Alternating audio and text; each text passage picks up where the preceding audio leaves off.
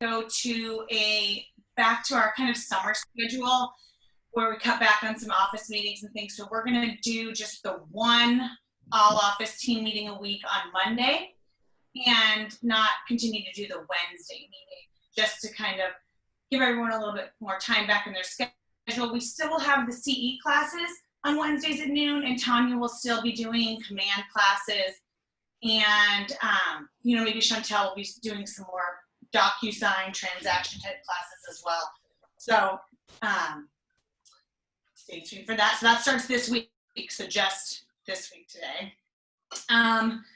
Next thing is Keller Williams, in light of everything that's going on, is creating a social equality task force. And this is based at both a regional level and international level. So basically, if you are interested in this, and what this person would do, it's people from our region who join the task force. It'll be aimed at coming up with recommendations for action to eliminate racial disparity within Keller Williams and just the real estate industry as a whole, and as well as guide the company and agents on, leading the way in our communities, the way we work, the way we live, both inside of Keller Williams and outside. So we really want people who are serious about this to speak up. We have to submit recommendations to our regional, and some people will be picked on a regional level to be on this task force and then represent our region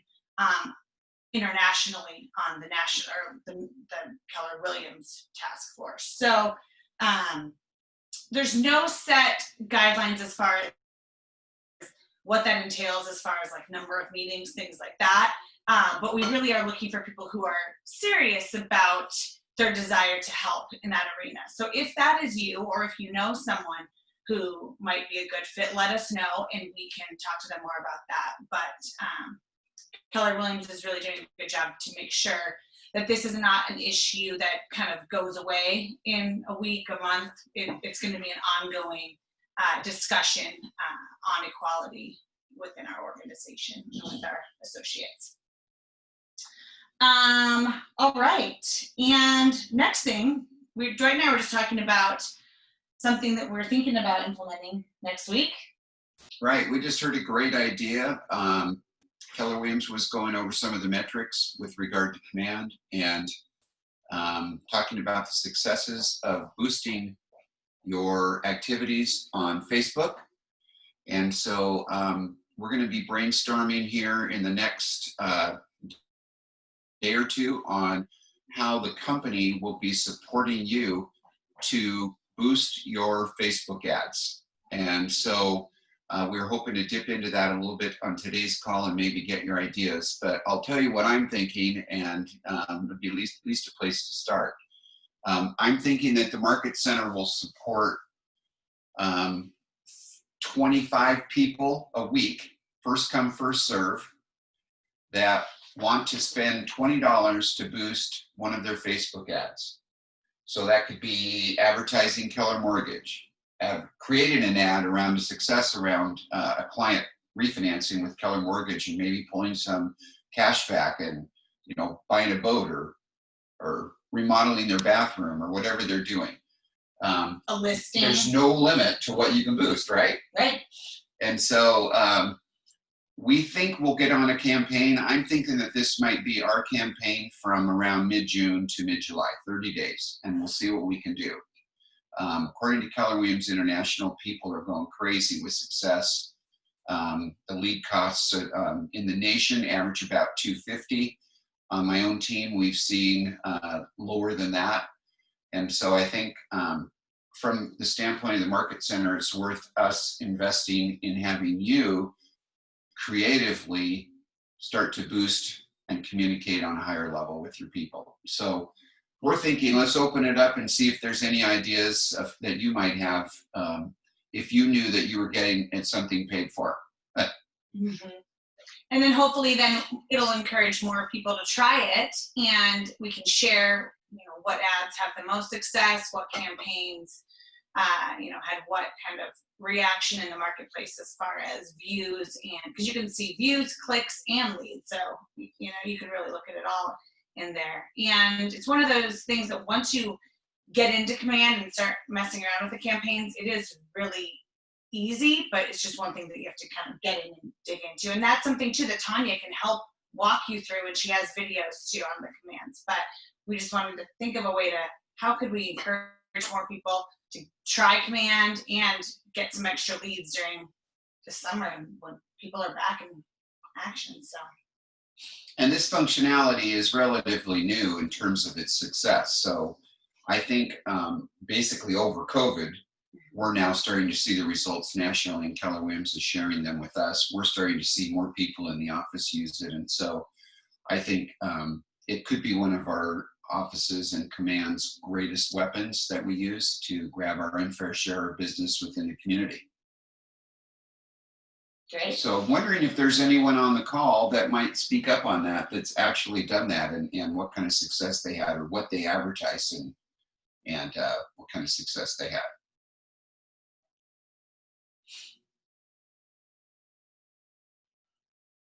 Pam, have you done any paid Facebook campaigns yet?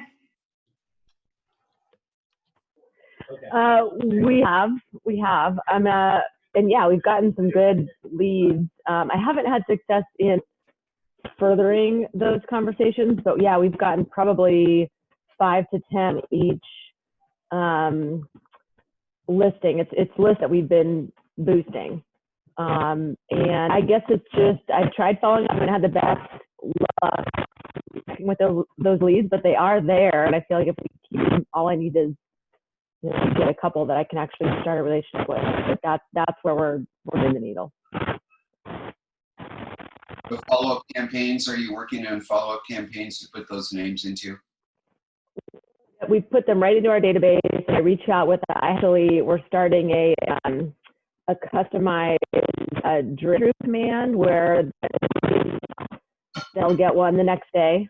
Then on the third day, they get one. And then the fifth day and the sixth day. So it's layered in, and then I'll like text and call in between there.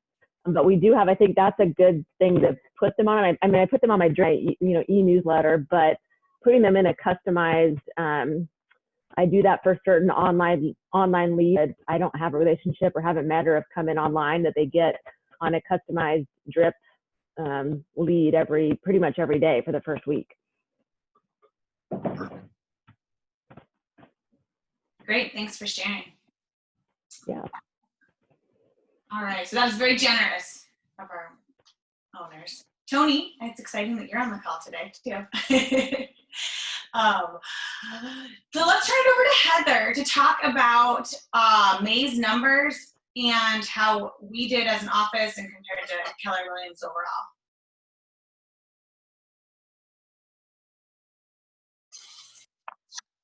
Okay. Good morning, everybody. Austin, can you pull up that first slide? Awesome, thank you. We actually haven't gotten the update on KW's numbers yet, or the region's numbers. So I'm going to give you our personal market centers numbers and then where we stack up in the Portland area. So for May, our closed units really just went down a little bit compared to where they were in April. But why the month over month and year over year differences are more significant is because typically May is when the market starts swinging up, but it didn't do that swing up because of the quarantine. So everything looks a little more stale than it normally would for May. Surprisingly, our numbers as compared to April stayed pretty consistent. Our closed volume went down a little bit because we were further into the quarantine and not being able to do as much activity. Our listings taken did take a dip like we were anticipating. For April we showed 99, and for May we're at 73. So that's one of the numbers we're really going to be watching, because that's going to show us what we're going to have a couple months out. Listing sold volume did go down a little bit.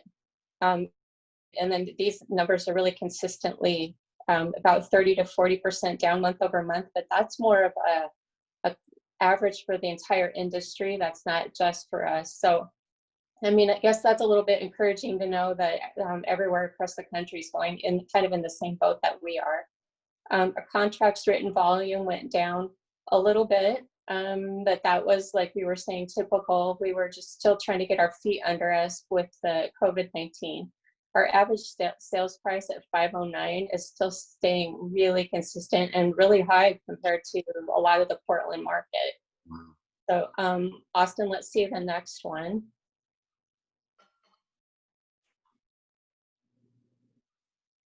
All right, so that one is actually what we're doing with the local market, since we were talking about that. Guys, seriously, take a look at that listing taken volume. Our listing taken volume in May went up 123%. Holy cannoli. The rest of our MLS in Portland only went up 30%. That we're in a higher value kind of margin out here in our territory, but still that is absolutely fantastic. The units, though, for listings taken were really the same as it was in April. So why did the volume go way up, but the units stayed roughly the same? So I know our commercial agents have taken more listings recently, and those, of course, the volume is significantly higher. So that's going to skew our numbers up. But then we also are in kind of a higher dollar area out here in this part of town. So that's something that we're going to watch too. So our closed listing unit stayed pretty consistent to what it was in April, and it looks like that's kind of how all of Portland was. And the closed production volume, that stayed pretty consistent too. So I'm actually feeling kind of encouraged that Portland didn't just take a complete nosedive. It stayed pretty consistent over April and May. Listings taken volume went up all the way across Portland area. So all of those kind of horror stories we were hearing when COVID first started, how the market was just going to tank big time, that's not proving to be true. Things are actually starting to lift up a little bit as far as the listings go, and the sales prices are staying pretty high. So that could be really, really great conversation with you to have with your sellers. Anybody that's on the fence, that the market is still going really well for people that are listing. And any buyers that are on the fence, hey, you know what? It's not going to drop if that's what you're waiting for. So you got to make up your mind right now. These are really good conversations to have with your clients. So we'll see. Hopefully this week I'll get some numbers to see how KW looks in our area and across the entire country, and I'll share those with you when we get those out. So, Chris is asking then between, one of them, sorry, I didn't change the heading right. One is the listings taken and one is the sold volume. So number 1 is the listings taken and number 4 is the listings sold volume.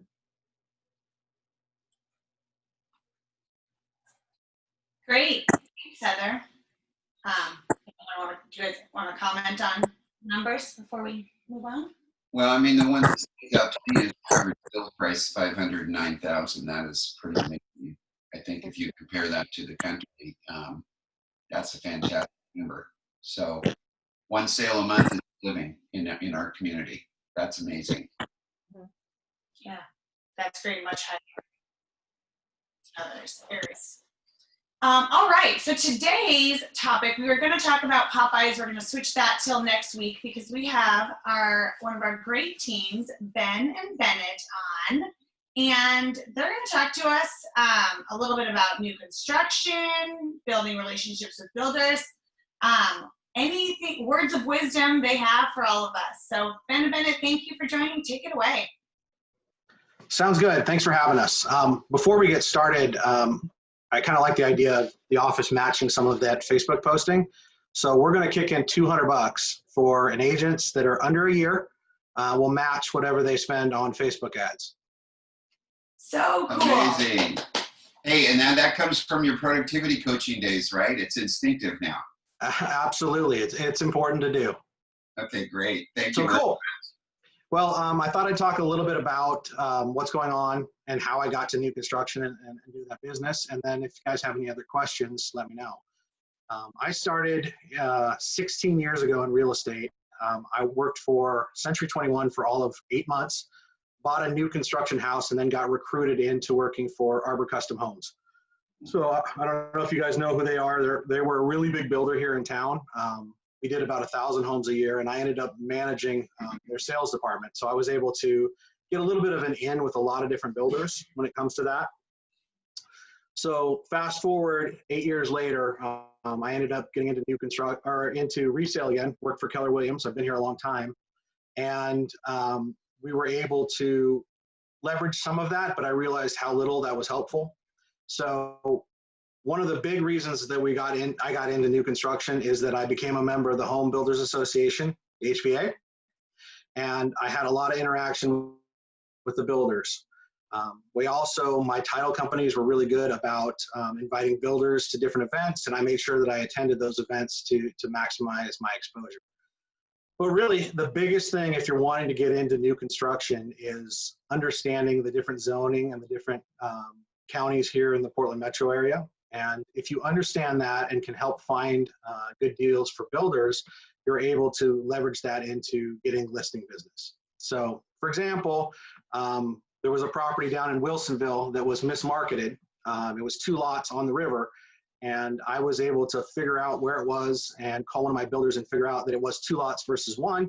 And now I'm going to be listing a $1.1 million and a $1.5 million house on the river in Wilsonville. So it's just learning whenever you can. Take advantage of all of the title companies that are willing to teach classes on land development, on builders. Join the HBA, be vocal, introduce yourself to these people. But that's really the gist of it. So, yep, go ahead. So this is Bennett here. Hey, everybody. I'm a little newer into the real estate world. This is my 5th year in business. So what I have found is to earn the trust and respect of these people. And I think Ben's been in this for 15 years. I'm a little more fresh, and so I've had to go and win those relationships. I think at the most basic level, what those people are looking for is a partner in their business, somebody who understands what they do. There's always going to be a little bit of a push and pull between builders and the majority of the brokerage community. They don't always think super well of our work. So to earn their respect and then their business, you need to know your stuff. So like Ben was talking about, understanding zoning, understanding, when you find, like we did, a property that's mislisted, you're going to help them grow profitable. So when you go and pitch them land, and really at the bottom line, the way you get builder business is to land they can build houses on that they can't find themselves or don't have time to. If you bring them the dirt, it's kind of a code amongst builders and brokers. If you bring them the land, you get them a good deal, you work the deal, they're going to give you the house to resell. You start small and you build your way up to big subdivisions, but it takes a lot of understanding and knowledge, like Ben said, of code and zoning, and of what it takes nuts and bolts wise to build a house ground up.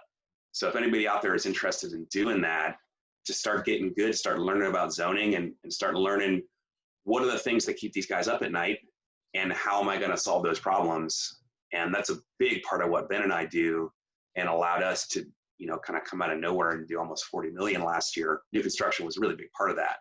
So that's my 2 cents. So I'm back. Hi. So one of the other things that we found is that, yes, absolutely, if you bring them the land and you show that you're competent, you can absolutely get the list backs.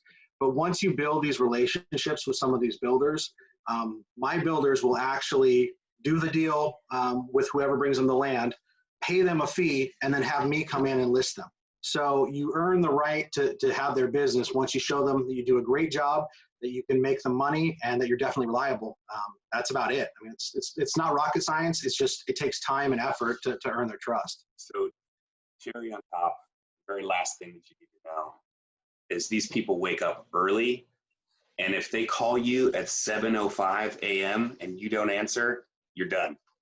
So if you want to live in builder world, they are up with the sun, because that's how their business works, and they want you to as well. So it's a little thing, but I found really effective. When you cold call these people, if you do it at 10 a.m. when most brokers are doing it, you're going to get nowhere. But if you call them real early before their phone's blowing up, they're going to take the call. Well, and that's the other big thing is when you're finding land for these people, 9 times out of 10, there's 50 people that are pitching them the land, and they go with whoever brings it to them first. So being up very early, look at what's on the market, give them a call. You have a much better chance of getting listbacks. And I mean, we've got a subdivision in Canby. It was a $900,000 cash purchase, and it's going to be 9 lots, and they're all going to sell for $600,000 a piece. So I mean, if you do the math, that's a lot of commission dollar right there. I'm doing the calculator math right now. So $4 million worth of business over one deal. That's all I got. What questions do you guys have? I have a question for you. Can we go back to where you started? Have you both joined the HBA? I'm a member of the HBA. We're cheap, so we can get away with both of us going under my membership, but that's the easiest way to do it. And they have functions, 2 or 3 times a month. Their forecast breakfast is amazing because you actually learn a lot about how builders think and what's important to them and what the market's doing. But you're also able to rub shoulders with builders that build 500 homes a year. I mean, it's some big business.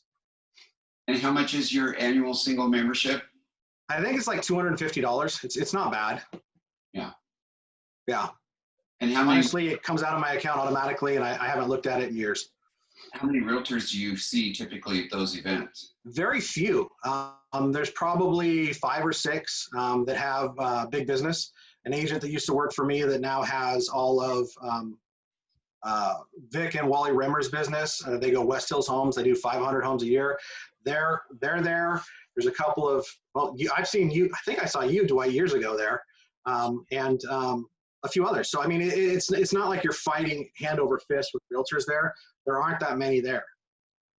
Yeah, I did. I was a member for many, actually a few decades, and I know Peter Clark was, and we did attend those because they were about as fertile as you could attend of any kind of meeting to build relationships that evolved into business.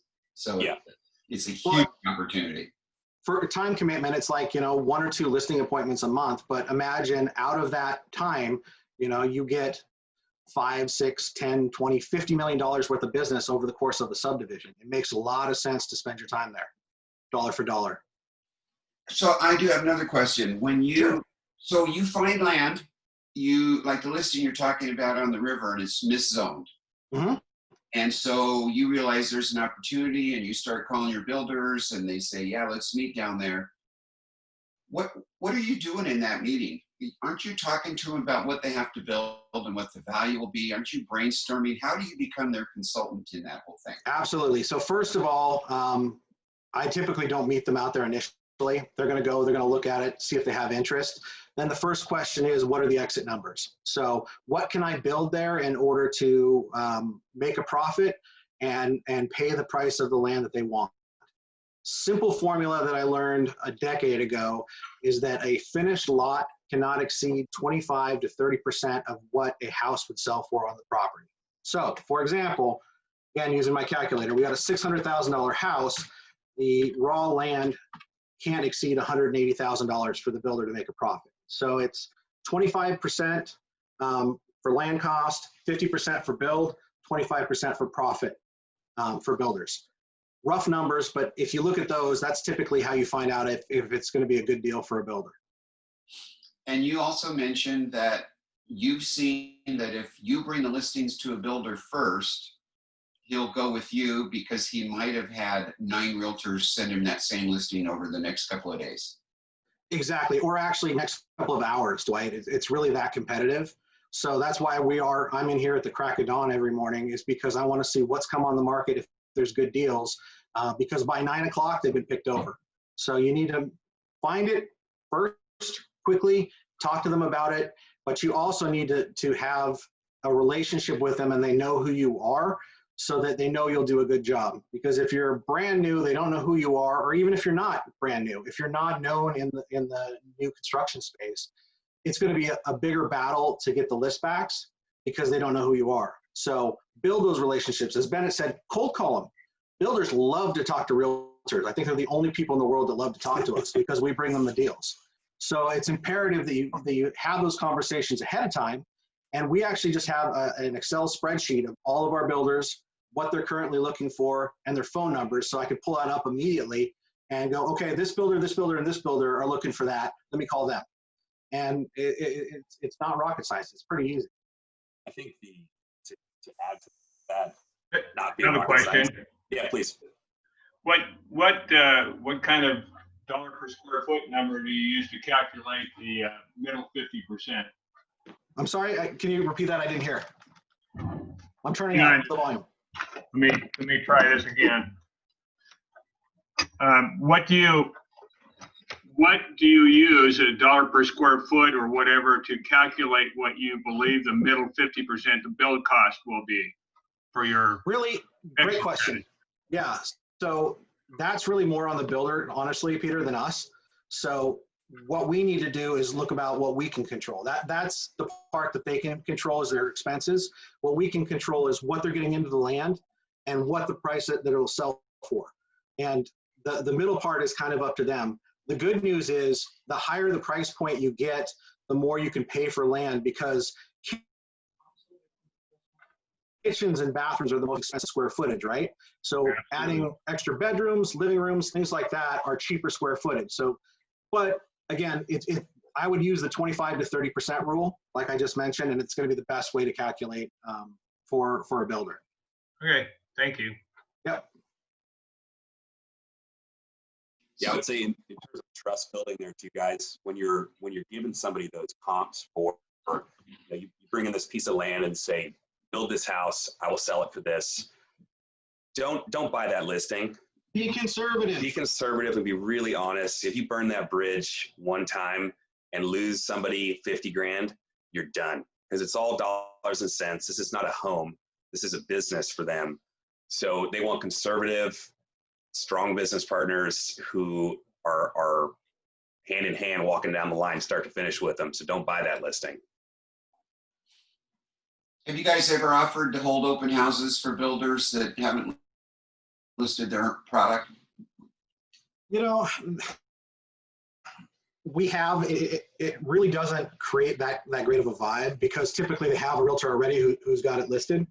To earn their business, it's really more of the back end stuff. It's knowing your market, coming up with land as frequently as you can, sometimes off market, and having conversations with them. The big thing though really is knowing that maybe 1 out of 100 things you're going to pitch a builder, they're going to bite on. So don't get discouraged if you pitch things to them and they say, no, that doesn't work for me. Builders, it's really, really cyclical. It depends on how much land they currently have, how many starts they currently have, where are they in construction. So if you pitch somebody something one day and they say no, 2 months from now, they might be ready to buy that exact same thing. So don't get discouraged. That's the big thing too. I think the default question, if somebody says, no, I don't want to buy this in this world, is, okay, in 30 seconds, tell me why specifically. So when I pitch you something else, I'm not wasting your time. So that's kind of key here is, oh, no worries. What do we need to adjust so that I just bring you stuff you want to see? Because they're very busy people. They don't want the time wasted. So just ask. Well, and I think the second part is, what do you want? What are you looking for? Yeah. If this isn't the right project, totally understand. Are you looking for commercial to build apartments? Are you looking for a single lot? Are you looking for multiple lots? Are you looking for land that you can develop into a subdivision? Have those quick conversations and keep your notes on all the builders current. Yeah. So can I ask you another question? You guys, one of the reasons that we asked you to come on, and I greatly appreciate that the value add you're having for this conversation, is we saw our listings, our new listings drop pretty dramatically last month. Can you tell us how many listings you think you're going to get this year, or I should say probably sell this year, that are new? And when were you thinking about this? I mean, like, did you kind of have a goal in the third quarter, or did you? Yeah. Right. Well, obviously, throughout the course of the year, we find little slam dunks that are ready to go, ready to permit, and we can, put a deal together, and then 2 months later, they're building a home and we're selling it. But for example, that 9-lot subdivision that we're working on, we put that into contract in October of last year. and it's not going to close until September of this year. And then we're going to get those listings. So I think number of listings that we're probably going to get new construction this year is like 20. But most of those are $700,000 to $800,000 listings. So the numbers add up really quickly. I think where you can really hit a slam dunk, and it's not tremendously more difficult, but it's definitely another layer of learning, is when you can do the same thing for a commercial builder developer. And, you know, Ben and I have done that throughout the years. We did a couple last year where, you know, we brought a CM2 or CM3 zoned home in Selwood, just a house on a corner lot. But because we knew the zoning code, we knew you could build a 12-unit apartment building there. So you get paid on the purchase of the land, which was $600,000, and then we resold this apartment building for $3 million. And we put the deal together before it was even done with construction from a 1031 exchange buyer out of the Bay Area who was totally priced out of their own market. So, you know, in addition to, and it's about 20 new construction homes that we're going to list this year through this kind of work, we're always looking for apartment land and other types of land that are still really profitable. So this is a big, I would say 50% of our business, because we do a lot of resale, a lot of buyer work and a lot of commercial work, but it's going to be close to half of what we do. And I think it's just a lot simpler than everybody thinks. We just took the time to figure it out. What about the leverage advantages with one seller that has 6 sales? It makes it a heck of a lot easier. You know, we're calling all of our sellers every week to check in. How cool is it when you can check off 6 people with one phone call? I mean, it's an economy of scale. It makes it a lot easier to do business. And if they have 6 listings with us now, they'll probably have another 6 or 7 next year and the following year. So it tends to grow, and building those relationships is awesome. It's like free money, guys. Well, and if think about your repeat business with your home sellers. So, you know, you sold somebody's house 5-10 years ago. They loved you then. How much warmer is that phone call when it's like, you know, they give you a call and say, hey, Dwight, it's time to sell. Come on down. Let's have a coffee and just figure it out over the table. It's not cold in any way. That compounding effect working with these people over the years just grows and grows as the trust grows. And if you need to have a tough price conversation, you don't have to keep, you know, specific notes on what exactly you're going to say. You just say we're overpriced and they trust you. But you know, you need to earn that. Have you guys ever been given a referral of an existing home from one of your builders that they came across and said, just call these guys, they'll sell it for you? Absolutely. And I actually have builders that I've referred construction deals to that they already have the land and we haven't gotten paid on. So it's that reciprocity that really helps. And I don't know how many times, and it goes further than the builder. I've had situations where the builder's painter was painting a house, found out they were going to go to sale, mentioned it to the builder, and the builder called me. So having those relationships is crucial, and you definitely get business. Once you've earned the right, you definitely get business that you didn't find the land and source the land for. So there's a lot of opportunity with builders. I love all the tips and hearing your guys' stories. So you suggested that the first starting place for people who want to get into working with new construction is just to learn more. Where do you recommend just going to the county and city web pages? I know you mentioned going to CE classes. What is the best way to learn? Great question. So every title company has a builder services department. Yeah. And there is a rep there that their sole job is to help find information that we need to pitch things to builders. But they're also very knowledgeable on zoning and on overlays and different things to that nature that would affect it. Great resource. Call them, say, hey, you know, can I buy you a cup of coffee? Can we meet? They'll want to get out of the office anyways because they never get out of the office. And we can have that conversation and say, tell me all you know about this, or what is a good resource for that. I use Lawyer's Title. I've got an awesome resource there. But every builder has them. First American has an amazing department too.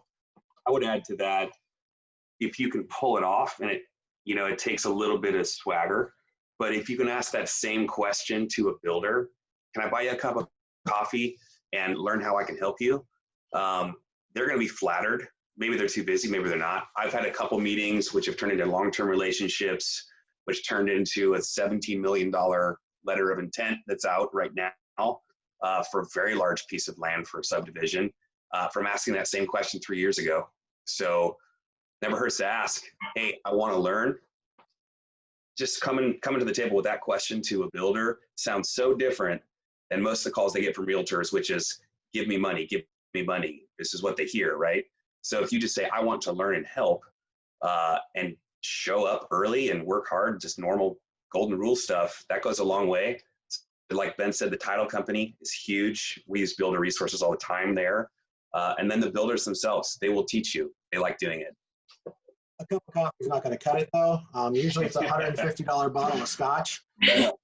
But that's honestly, that's how I learned about shadow platting.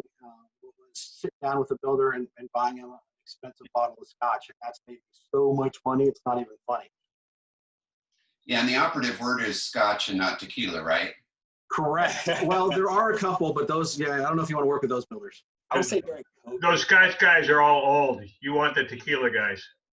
Yeah. They've already got their brokers figured out, right? Yeah, it just, Do you ever need agents to hold your houses open, the new houses open?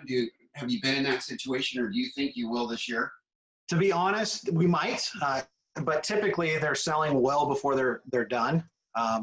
So that's the big thing, is that it's really free money, because it doesn't take any time in order to hold them open, or in a lot of cases for photography, because they're sold pre-sale and they're all picking custom auctions. So for the cost of a sign in the yard, oh, and you get calls on them. It's great, the calls that you get from new construction. But you rarely have to get them to a finished state. can I share experience I had many years ago before I knew new construction? I was in new construction for quite a while.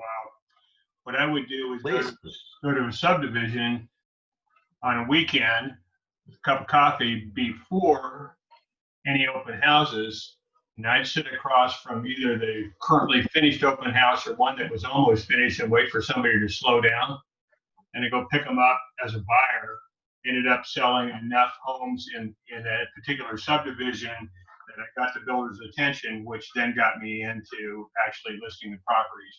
It's kind of old school, but if you don't have the experience or the confidence to go directly to them, try taking them a couple of buyers, and you'll find you'll get a real response. You'll either get the builder's attention or the salesperson's shotgun, one of the two that's on site. That's the other part. That's why you want to leave before the open house happens. Absolutely. Yeah. So I would add this just to whet the appetite of our agents. And again, with new construction, you're literally creating your inventory. I had a project in Tualatin, and the builder was Polish Homes. You guys know the name Polish Homes, right? No, Dennis. Yep. And I held it open one weekend, and I sold the model and 2 homes that were at foundation and framing, and wrote 2 reservations that both closed in the same year, all on one Sunday open house. Pretty amazing. Yeah. Well, one more example from us is we found a crappy little house off of Tacoma and Selwood. And come to find out, that particular block had commercial zoning. Nobody knew it, but we found that out. Put it under contract, sold it. 9 months, a year later, we sold an apartment building for $3.7 million on that lot. So, and that was one day, one phone call, saw it popped up, did a little bit of research, and pitched it to a builder, and that was it. Are you guys using Keller Mortgage on your product? Haven't yet. No, we haven't yet. No, to be honest, we have a partner who pays for a lot of our marketing, and because of that, we haven't gone over to Keller. It's great hearing all the real life stories of some of the successes that you guys have had. And Peter and Dwight, thanks for sharing a lot of your experience. Does anyone else have any questions from Ben and Bennet on any aspects of new construction or building those relationships? We'll say I'm glad you're here. Well, thank you very much. We're glad to be here. And if you do have any questions, we're tucked way in the back. I think we're in Tony's old office. But come back and say hi, and I'll be more than happy to answer some questions for you. It's been a weird time of year for us to start, with the new group. And as soon as we got settled into the new office, coronavirus hit. So we're like these secret agents back here. We'd love to meet everybody. Yeah, come out from the cave more. Our little bat cave, yeah. And if you haven't, come back into the office, and it's safe. You wear your mask in the common area. Okay, good. Yeah, we're in the office right now. So Awesome. Thank you guys so much. Thank you. All right, to wrap us up today, Mel, will you talk about the CE class on Wednesday? Yes, hi. So our CE class this Wednesday is actually just getting ready to send out an email so that you guys have a kind of a heads up on it. But it's basically the latest and greatest on 1031 exchanges and how the COVID-19 has affected there's been some extensions and opportunities created as a result of that. And so they'll be talking about powerful strategies to utilize some of the things that have been put in place as a result of COVID-19. So that's going to be this Wednesday on Zoom, 12 o'clock, and that's sponsored by Tycor Title, Dennis Catone. So we're super excited about that to get the latest and greatest on 1031 exchanges. Great, thank you. Yeah. All right, so we will see all of you back on a regular office meeting on Monday. Oh, Peter has a words. I just want to do a follow on to the Keller mortgage that I kind of didn't gloss over. If any of you are involved in multiple offer situations, which if you're under 450 probably are, I would like to suggest that you consider putting as part of your offer that you will make the buyer will make full loan application in 24 hours of acceptance. You will have full credit or underwritten approval within 48 hours of making application, and that the appraisal will be ordered day one. It has nothing to do with money, but it will differentiate your offer if your buyer's actually going to use Keller Mortgage, because that's something everybody's worried about. Deals falling through and appraisals, that moves everything forward, and that tells the seller of a non-KW listing what your advantage your offer has over anybody else's. That's all I wanted to add. That's a great tip. So you write it all out on the contract. You don't just tell the agent, you write it all No, out. We have created an addendum for our buyers that are using Keller Mortgage that says exactly that. It says, we're going to apply within 24 hours. We'll have full credit approval within 48 of application, and that the appraisal will be ordered with the application. So that makes our offers unique in the marketplace.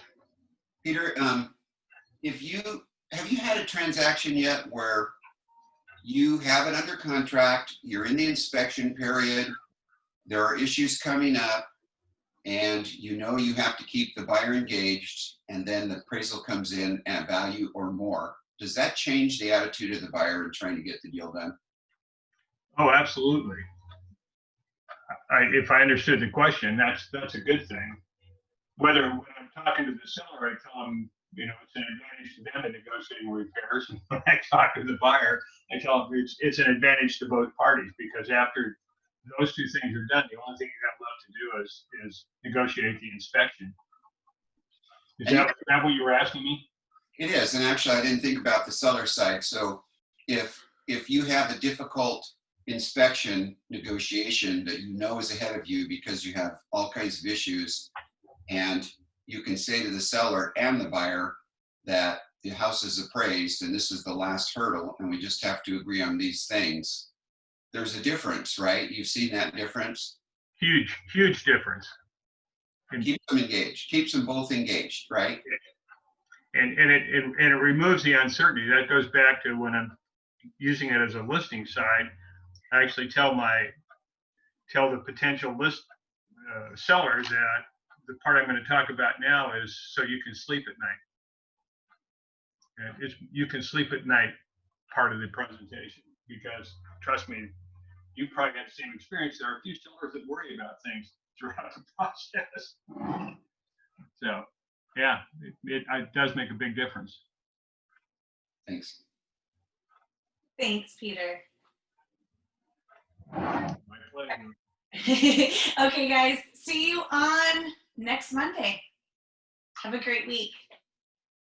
Thanks, everyone. Bye.